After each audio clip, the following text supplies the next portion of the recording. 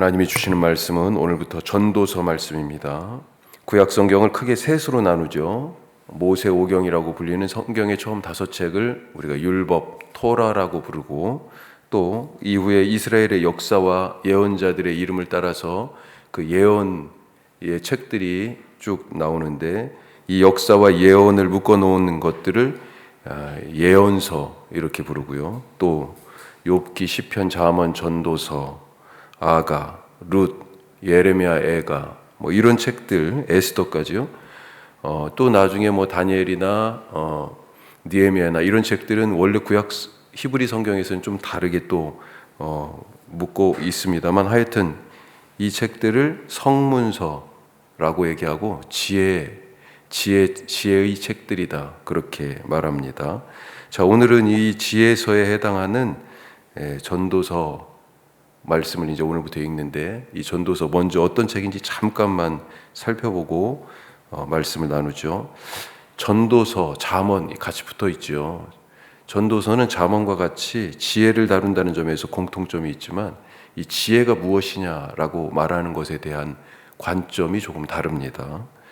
지혜는 한마디로 요약하면 하나님을 아는 것이다, 이렇게 얘기할 수 있어요. 조금 더 좁혀보면 우리를 향하신 하나님의 뜻을 아는 것. 자, 그런데 어떻게 하나님의 뜻을 알아서 그 뜻을 따라 살아갈 수 있을까요? 지혜로운 삶이 될 수 있을까요?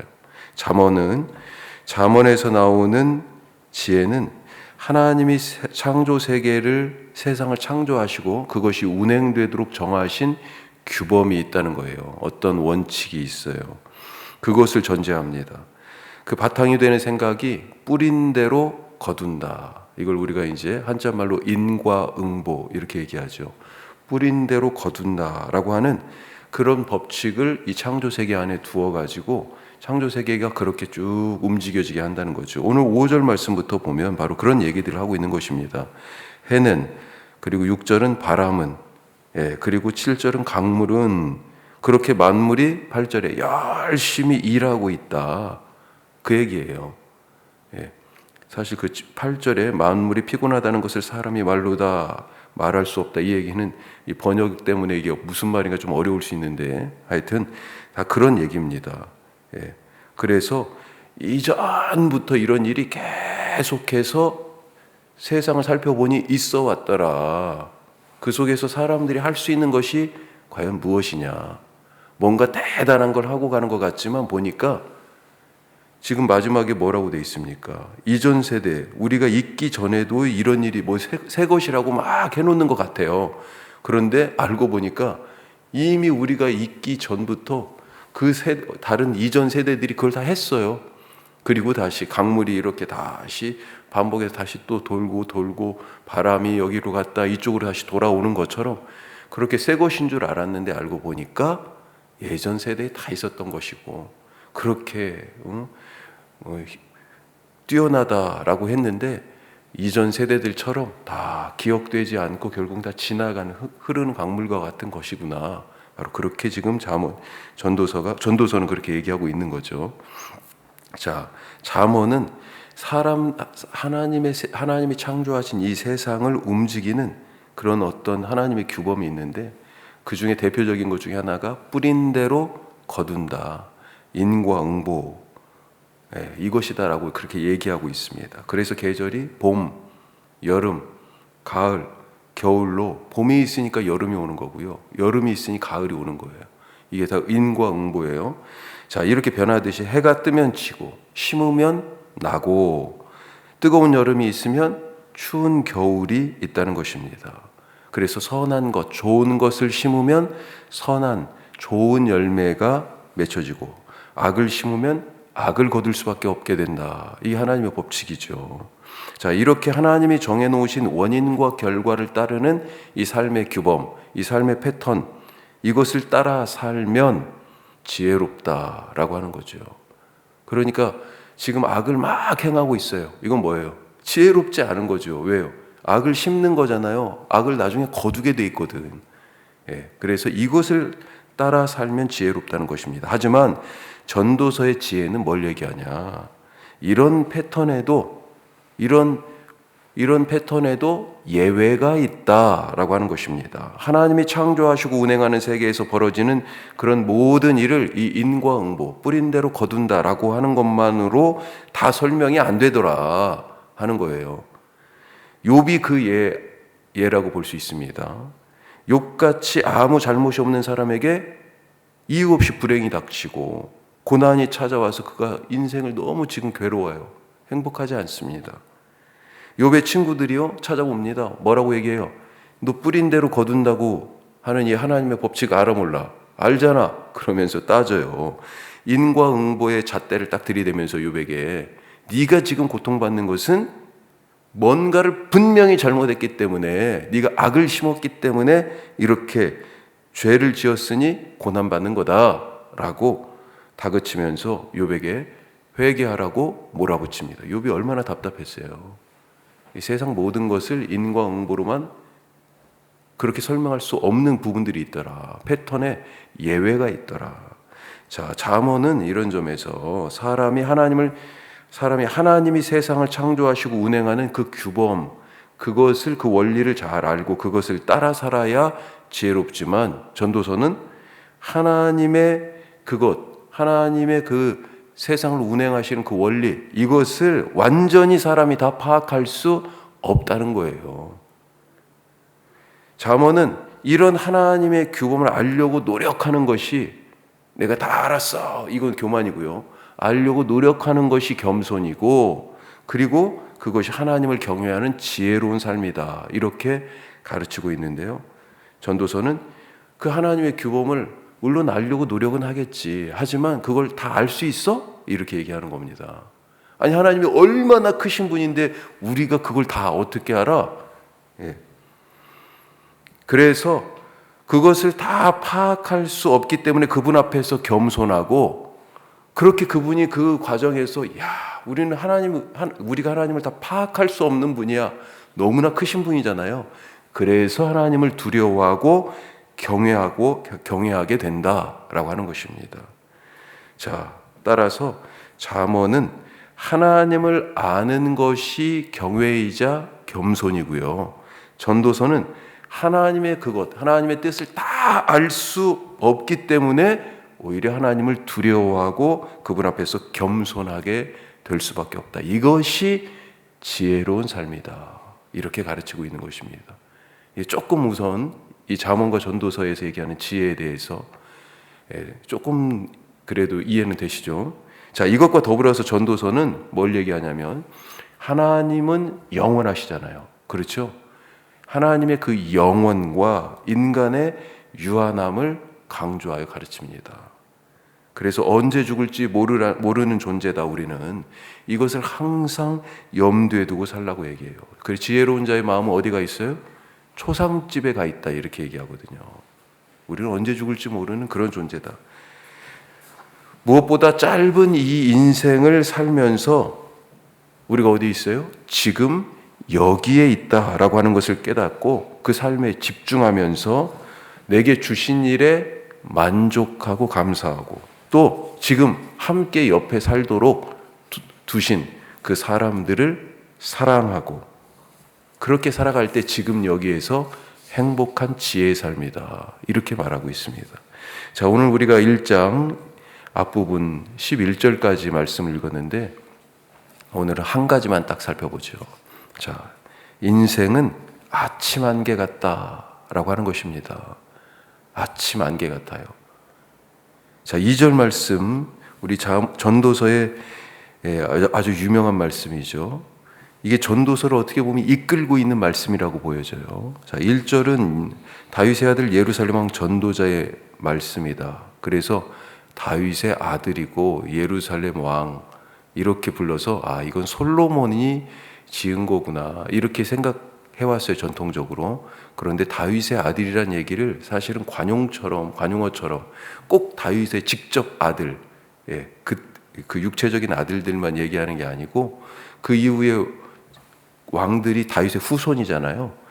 이런 관용적인 표현으로 사실은 썼기 때문에, 그리고 많은 연구를 통해 가지고 이것이 과연 솔로몬에게만 한정되는 그런 시대의 내용이냐, 뭐 이런 부분에 대해서 지금은 솔로몬도 물론 포함될 수 있겠지만 누구 단 한 사람이 이 전도서의 저자다 이렇게는 학자들이 생각하지는 않습니다. 자, 2절 말씀이 이 전도서 전체를 지금 이끌고 가는 말과 같은데 한번 같이 읽겠습니다. 전도자가 이르되 헛되고 헛되며 헛되고 헛되니 모든 것이 헛되도다. 이 헛되다는 말이 지금 몇 번 나왔습니까? 5번 나왔어요. 여기에서 이 헛되다라고 하는 이 단어는 히브리 말로 헤벨이라고 불러요. 이 단어는 앞으로 우리가 전도서를 나누면서 기억하시면 좋을 것 같아요. 이것과 또 한 가지 단어, 올람은 영원이란 뜻이에요. 헤벨과 올람은 정반대되는 말입니다. 자, 헛되다라고 번역을 했어요. 그런데 이 헤벨이라는 단어가 원래 말뜻은 숨, 입김, 안개, 이슬, 숨, 입김, 안개, 이슬 이로와 같은 거예요. 그래서 잠깐 있다가 사라지는 것을 말합니다. 입김이 뭐예요? 우리 이제 지금 추워지니까 유리창에 하면 입김이 쫙 생기잖아요. 근데 조금 눈만 더 번 깜빡거리고 딱 보면 없어지기 시작하잖아요. 없어요. 인생이 바로 그런 거라. 그렇게 말하고 있는 것입니다. 창세기에서 가인이 죽인 그 동생 이름이 뭐라고 돼 있어요? 우리는 아벨이라고 부르죠. 그런데 히브리 성경에 이 아벨 이름이 뭐라고 돼 있냐면 헤벨이라고 돼 있어요. 헤벨이에요. 헤벨입니다. 가인의 동생 이름이 헤벨이에요. 이렇게 잠깐 있다 사라지는 안개 같은 입김과 같은 존재다라고 해서 그래서 헛되고 헛되다라고 그래서 번역한 겁니다. 자, 3절은 뭐라고 돼 있어요? 해 아래에서 수고하는 모든 수고가 사람에게 무엇이 유익하냐 그렇게 말하고 있습니다. 여기에서 무엇이 유익하냐의 이 유익하다라는 말은 공동 번역어하고 새 번역 성경은 보람이라고 번역했어요. 무엇이 보람되냐 이것도 사실 다 의역입니다. 원래 이 유익하냐라고 하는 말의 원래 뜻은 남다, 남겨지다 이런 뜻이에요. 인생들이 그렇게 해 아래서 수고하고 애쓰며 사는데 결국 아무것도 남겨진 것이 없다 이 얘기입니다. 무엇이 남겨졌어? 무엇이 유익하고 보람된 거야? 이렇게 말하고 있는 거죠. 자, 4절로 가면 이렇게 한 세대가 가고 한 세대가 오면서 창조 이후에 시간이 흘러서 여기까지 왔다는 겁니다. 자, 그러면서 마지막 뭐라고 얘기해요? 땅은 영원히 있도다. 자, 여기에 영원 드디어 나오죠. 아까 헤벨, 입김, 숨, 안개, 이슬 잠깐 있지만 바로 사라지는 것 이걸 얘기했는데 이거 이제는 반대 개념으로 영원을 얘기합니다. 영원은 올람이라는 히브리 단어예요. 올람. 우리는 지금부터 이 영원을 얘기하면 지금부터 시작해가지고 어디로 가요? 시간이 미래로 내일로 쭉 뻗어 있는 미래로 쭉 뻗어 있는 그 영원을 생각하잖아요. 그런데 오늘 말씀에서의 이 영원, 이 고대 이스라엘 사람들의 생각하는 영원은 정반대입니다. 이들의 이 영혼은 어디로 가요? 미래로 가는 게 아니고 과거로 거슬러 올라갑니다. 어디까지 올라가요? 시간이 처음 만들어질 때까지 가야 되는 거죠. 그걸 뭐라고 얘기해요? 그 시점을 태초라고 얘기하죠. 태초까지 거슬러 영원으로 올라가는 거예요. 과거로. 그래서 영원입니다. 땅이 영원히 있도다라고 하는 이 말에서 이 땅은 하나님이 창조하신 세상이에요. 그때 세상이 그 태초에 창조가 됐잖아요. 드디어 땅이 만들어진 거잖아요. 이 태초에 세상이 창조된 이후에 그 영원한 옛날부터 쭉 보니까 세대와 세대를 거듭하면서 세상이 여기 있는 동안에 사람들이 그 속에서 수고하고 애쓰지만 아무런 남긴 것이 없이 그저 안개처럼 이슬처럼 입김처럼 수많은 세대의 사람들이 왔다 갔다는 것입니다. 우리는 이 영원하신 하나님, 이 하나님에 비하면 너무 비할 수 없이 찰나이고 그분이 하신 일에 아무것도 더하거나 남길 수 없는 그런 존재다라고 하는 것을 말하고 있습니다. 무슨 뜻이에요? 내가 아무것도 아닌 것을 알 때 하나님이 모든 것이 되시는 것을 안다는 것입니다. 내 인생이 입김과 같이 순간이다라고 하는 것을 알 때 하나님은 영원하시다라고 하는 것을 알게 되는 거예요. 내가 수고하고 애쓰지만 뭔가 대단한 걸 한 것 같아요. 하지만 결국 이 영원이라는 관점에서 보니까 세상에 아무것도 남긴 것이 없음을 알 때 하나님이 남겨놓으신 것, 하나님이 만들어 놓으신 것으로 세상이 충만하다 하는 것을 알게 된다는 것입니다. 내가 이 세상에 보탠 게 없어요. 예. 그래서 우리는 하나님 앞에서 이렇게 얘기할 수밖에 없다는 거예요. 헛되고 헛되다. 이게 이제는 헛되다는 얘기가 뭘로 들려요? 나는 입김이요, 바람이요, 안개요, 이슬입니다. 나는 하나님 앞에서 이렇게 고백할 수밖에 없다는 거죠. 아침 안개 같은 내가 아침 해 같은 그분 앞에 딱 서 있어요. 어떻게 됩니까? 이 안개 없어지잖아요. 그래서 두려운 거예요. 그래서 하나님을 경외하게 되는 거고요. 그래서 하나님 앞에서 겸손한 것입니다. 그런 삶을 살아가자. 그게 지혜자의 삶이다. 전도서에서 가르치는 것의 핵심이에요. 오늘 말씀이. 앞으로 이 말씀 계속해서 같이 나누도록 하겠습니다. 오늘 이런 지혜 있는 삶이 되시기를 주님의 이름으로 축복합니다. 기도하겠습니다. 주님, 오늘 말씀 생각하면서 기도하는데요. 내가 이렇게 헤벨, 아침 안개 같은, 입김 같은, 숨 같은, 그렇게 잠깐 있다 사라지는 그런 인생입니다. 하지만 하나님이 영원하신 것을 그렇기 때문에 깨닫습니다. 주님, 나와 함께 하시니 감사합니다. 그 하나님을 알고 그 하나님과 동행하는 오늘 하루 되게 하시고, 그 하나님을 내가 다 알 수 없다고도 또 고백할 수 있는 그런 하루가 되게 하여 주시옵소서. 우리 다 같이 지혜로운 삶을 위하여서 오늘 말씀을 생각하면서 기도하고요. 오늘 우리 선교 동역지를 위해서 기도합니다. 우리 교회 주보에 같이 있는 선교의 동역지들, 또 정기적은 아니지만 계속 비정기적으로 언제든지 우리가 같이 함께 선교의 편지를 나누고 기도로 동역하고 있는 우리 선교지들이 있어요. 뿐만 아니라 이번 우리 성탄 나눔나무를 통해서 교회 이름으로는 6곳에 그렇게 나누기로 했죠.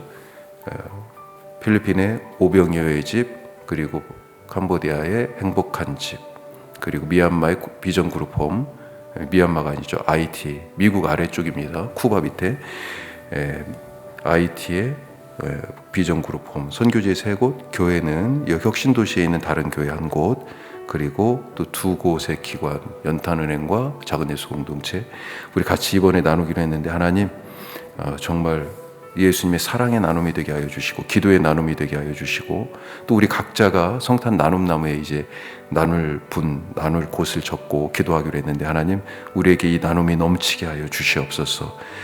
오늘 수요 말씀마당을 위해서도 같이 함께 기도하겠습니다.